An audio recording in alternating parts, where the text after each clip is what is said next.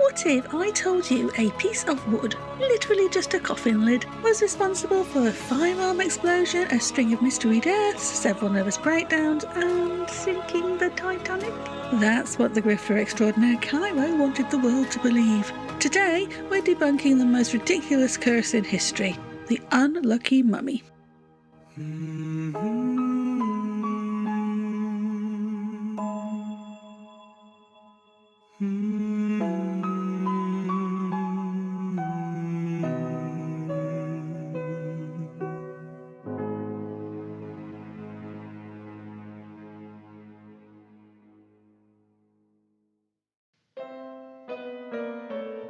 Previously, we discussed how the Curse of the Pharaohs was the outcome of years of largely white European and US obsession with twisting the history of ancient Egypt, and how it was often not rooted in fact. Today, we are back with William John Warner, the man who changed his name to Count Louis Hamon and made his living as a fortune teller for the rich and famous under the moniker of Cheiro, the man who claimed to foretell the death of Lord Carnarvon during the exploration of Pharaoh Tutankhamun's tomb. This guy, this guy with his litany of self-aggrandizing stories he just so happened to publish, claiming predictions in retrospect, naming names, people who would often deny the tales, and writing like he was the star of a pulp novel. It's exhausting. But let's get to the main event. The story he called the famous mummy case of the British Museum, or as I like to call it, the case of the museum object that did absolutely nothing. Cheiro, the old grifter, is home one day when he's visited by a man with a cheerful attitude. He doesn't know the man and assumes he is simply one of the seemingly multitude men who have a lot of money who get about all day. But having never met a rich person he didn't like, Cheiro agrees to read his palm and tell the man of things to come. The man jokes about, but Cheiro feels a bit funny, and in his own words, "As I took my visitor's right hand in my own, an unaccountable feeling of dread and horror seemed to creep from it, and as quickly as I took it, I dropped it back on the cushion." The visitor was confused, but Cheiro continues. "Then it was that the hand itself seemed to speak to me." He then proceeds to talk about his sensitive soul, how it was possessed by something otherworldly, and he then predicts the man will lose his arm to a firearm mishap. He then goes on to predict the death of the naturally incredulous visitor and claims to see an Egyptian sarcophagus with hieroglyphs and a carved figure on its lid.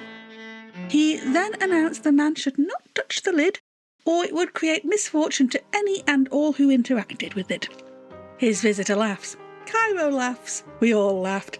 And the man hands Cheiro his card as he departs, and only at this point does Cheiro say he learned the man was Mr. Douglas Murray.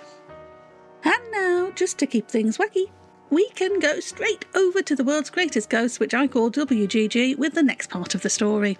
Sometime later, Douglas Murray, who is noted as an Egyptologist, is in Cheiro being sold a mummy case by an American whom Murray does not trust, as he had a furtive manner and appeared to be in the final stages of disease.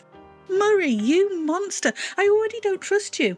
Not least because the person in question here was Thomas Douglas Murray, and he was a writer, not an Egyptologist, unless anyone who likes stories about ancient Egypt can be called an Egyptologist.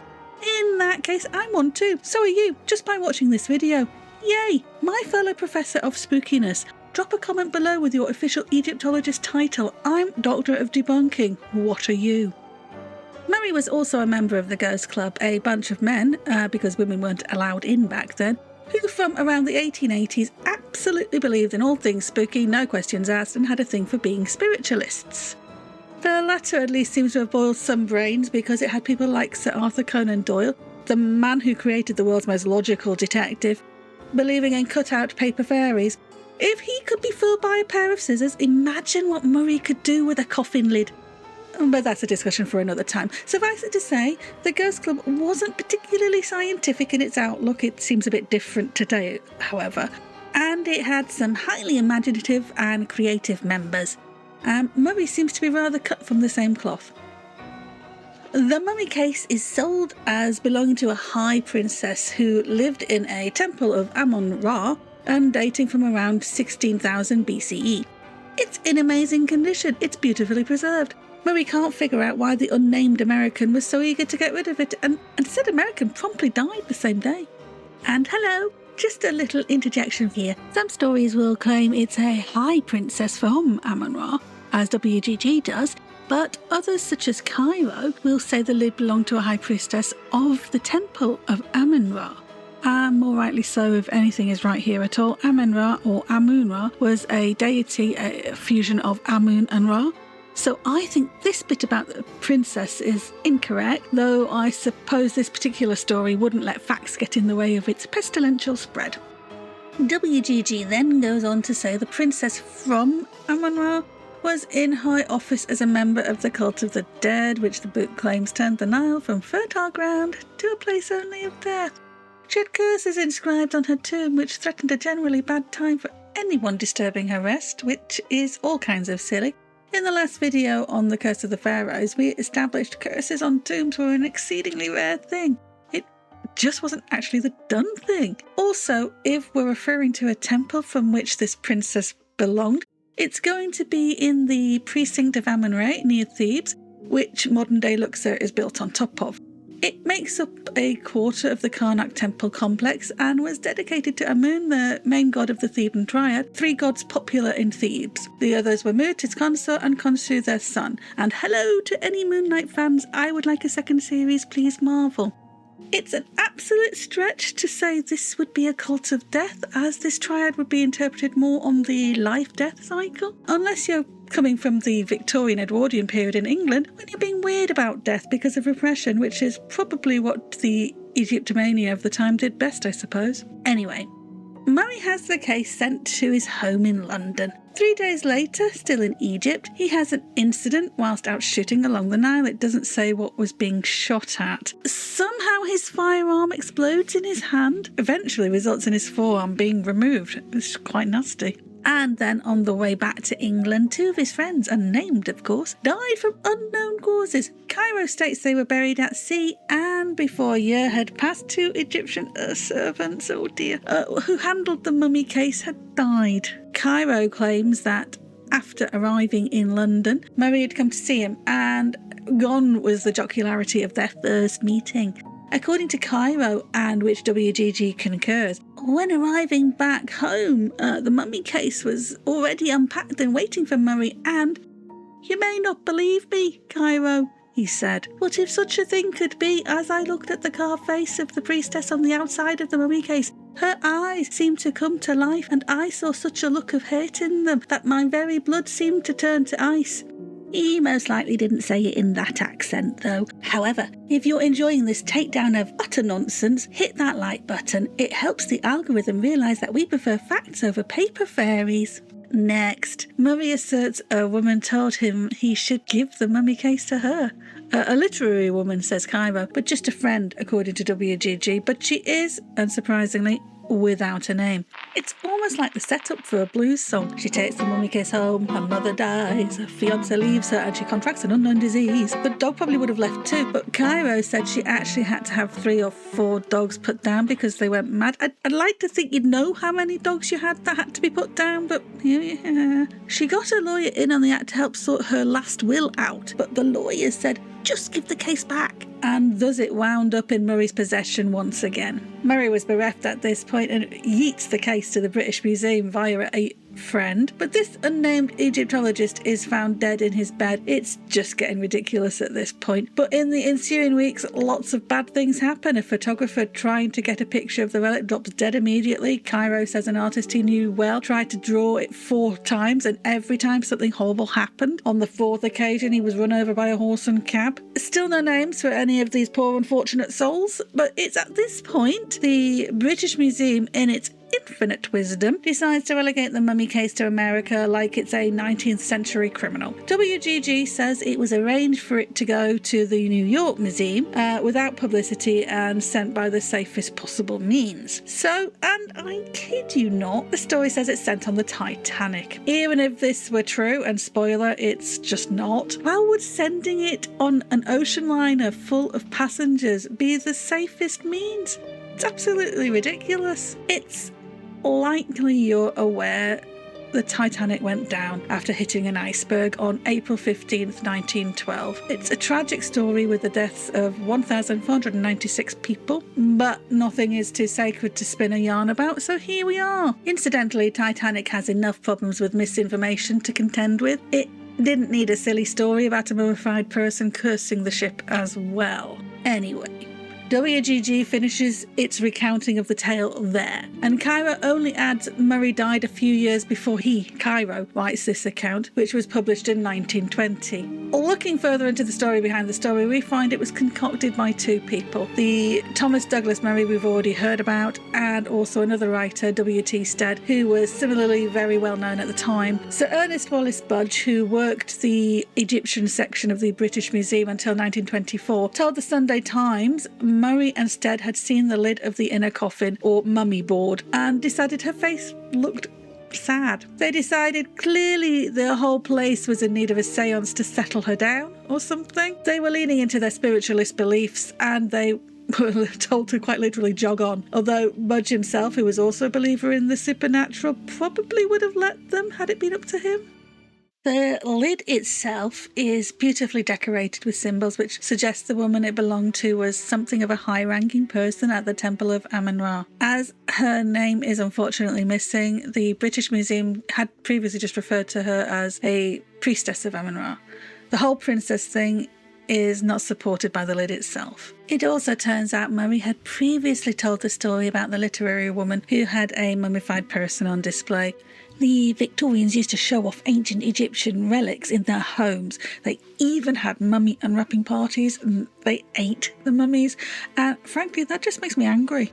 He claimed she'd woken up to find her whole house trashed, after which her husband locked the relic in the attic. It happened again anyway, and staff quit after seeing beings going about the place to break up more things. If that doesn't sound like a convenient way to leave a job after destroying the crockery, I just don't know what does. The unsubstantiated story of Murray's, alleged to be something to do with a different mummified person altogether, I suspect is just pure invention on his part, was then conflated after the fussing over the lid of the priestess. The story somehow escaped into the public domain, and I'd say hilarity ensued, but it's not really that funny. W.T. Stead, who had actually previously been nominated for the Nobel Peace Prize, had started to become less popular, less rational in journalism after getting into spiritualism. He said he had a spirit guide, could communicate telepathically, and engage in automatic writing. Regardless of what I might say about that latter part of his life, his last hours on Earth were spent helping people escape the sinking Titanic, because yes, he was on board. He even gave away his life jacket.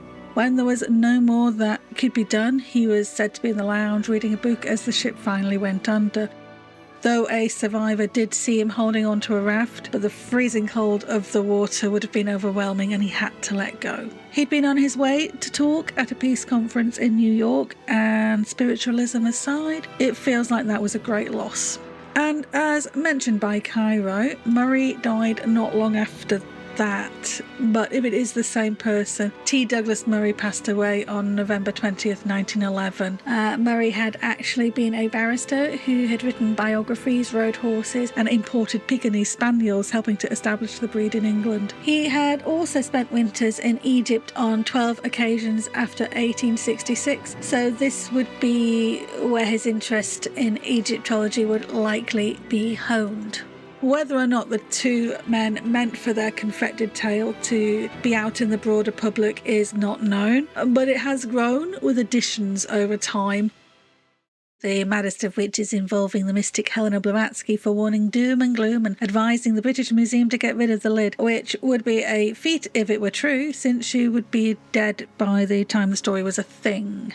Life after death indeed. The lid of the inner coffin never left the British Museum, save for when they had to move it during air raids. A survivor of the Titanic, no doubt wrestling with grief, reported a story of a mummified person on board to the New York World, possibly after hearing W.T. Stead tell the story on the ship, and perhaps that's how it became conflated into the tale, which then endured with the embellishments over time.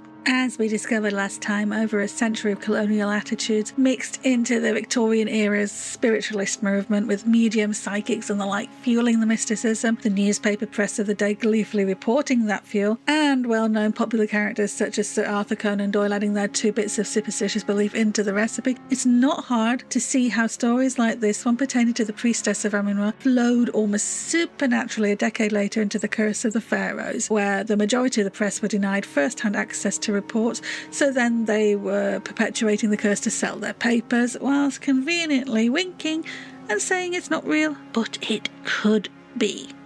Just a quick note, there was a chap called Bertram Fletcher Robinson who investigated the lid of the priestess as a Daily Express journalist in 1904. He decided it was evil and then died 3 years later. He was 36 years old. In 1923, Sir Arthur Conan Doyle, yes him, morbidly made a comparison between Robinson's death and that of Lord Carnarvon's post-opening up the tomb of Tutankhamun. He even said he warned Robinson against looking further into the story of the priestess, and then witted about elementals causing the rather more mundane typhoid fever Robinson had died from. All I have to say is, shut up, Doyle. I used to like you, you absolute ghoul. If you feel like tempting fate yourself, you can either visit Room 62 at the British Museum, or you can visit their website where they have a convenient Google Earth Street View deal going on. Yes, you too can see the mummy board itself and a bunch of other interesting Egyptian items and relics. It would be nice if these items could be returned to Egypt one day, but for now that's where you can find the unlucky mummy who has absolutely no bearing on luck whatsoever. Whoever she was, I hope she is peaceful now. Well, let's chalk that one down to another bit of nonsense where Cheiro self-inserts himself into a collective trauma. What an absolute troll under the bridge. And a bunch of other people get themselves twisted up in knots over a literal bit of fiction with still no real names for the majority of the participants, because, as we've learned, it's much harder to fact-check a ghost than a person with an actual birth certificate, and still people put this bobbins about like it's true. I might as well believe in Narnia at this rate. Now, there were some names given out as to who donated the case and that might have been warped and weaved into the story along the way, but from the original get-go, they're not really involved. It's not worth bringing them into it. But anyway, I've had enough of this silliness for now. What about you? Do you want more ridiculous hack ideas about ancient Egypt, like how the Great Pyramid of Giza supposedly predicts the future of humanity? If so, comment below to send me on another headache-inducing quest to find the truth. And if you think this mummy case was a reach, wait until you hear what they said about the Pascagoula UFO abduction case. I'll see you in the next video to find out how deep that rabbit hole really goes. Bye for now.